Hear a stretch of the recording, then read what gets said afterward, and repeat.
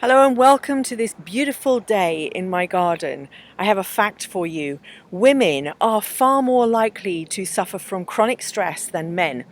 I read that on the internet, so it must be true. But take a quick look at your life. Are you juggling a full-time job, kids, aging parents, managing a home, supporting a partner? Perhaps you've picked up a volunteering job in your local community. Are you one of those apparently highly capable women who can always find time for one more thing for a friend or a family? Do you feel that life has run away from you? Your life is not yours. The real fact of the matter is that there are too many beautiful, loving, powerful women just like you, feeling guilty for not doing enough and or guilty for considering their dreams. Whatever the statistics say, the fact of the matter is you're stressed, you're anxious, your life is not yours. It's been hijacked by, well, life. The real problem is that you've forgotten who you are.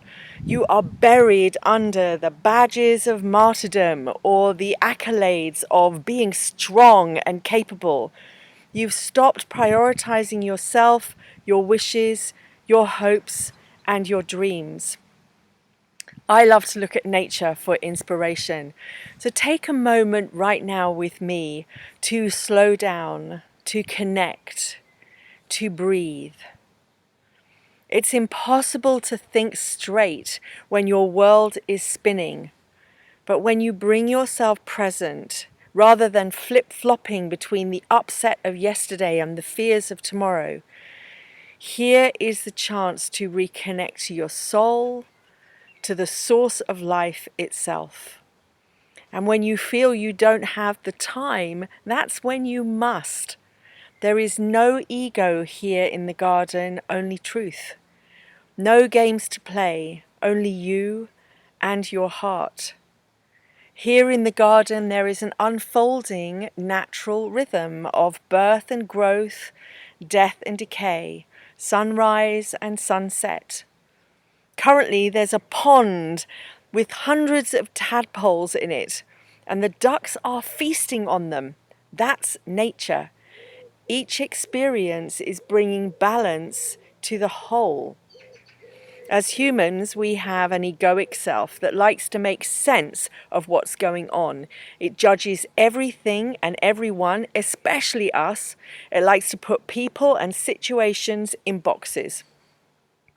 From an early age, it's developed its idea about the way the world is from your childhood experiences, then made up a story about how you need to be in order for the world to meet your needs, in order to get your needs met, in order for the world to be a way that makes you feel comfortable.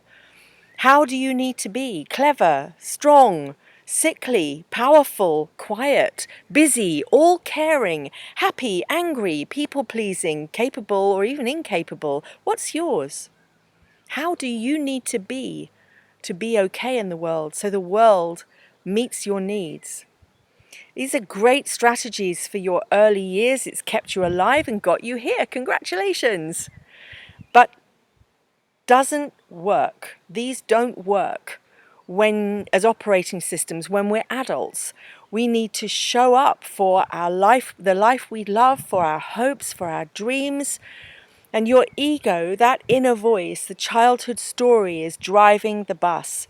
It's hijacked you and your life. And the more you try to ignore it and work harder, faster, longer, the louder it gets. You're pushing, you're resisting, it's resisting back, and all hell breaks loose. So how do you break free? I'm going to invite you to reconnect to your dreams, to your adventure of being alive, whatever that means to you. What do you want? What does your heart and soul speak of? Journal about your childhood, the stories that brought you to where you are, what you notice about how that childhood story still runs you. It's not about judgment, it's simply about awareness. And without awareness, there's no moving on, and there is certainly no healing in judgment. Breathe. Stay present to yourself. Notice your thoughts, your feelings, your emotions. And when you observe them with compassion, you won't be sucked into them, for you're not your thoughts, you're not your feelings, you're not your emotions. You are the observer of them. I always find that being in the garden is a powerful reminder of all of this. This is the place where I come to be. Look at these plants, these trees, and this life unfolding behind me. It doesn't have a right or wrong. It's simply being with the sun, with the thunderstorm, with the drought, with the flood, in the best way it can be. And is an invitation for you to do the same. Reclaim your life. You deserve it. And I'll see you again soon.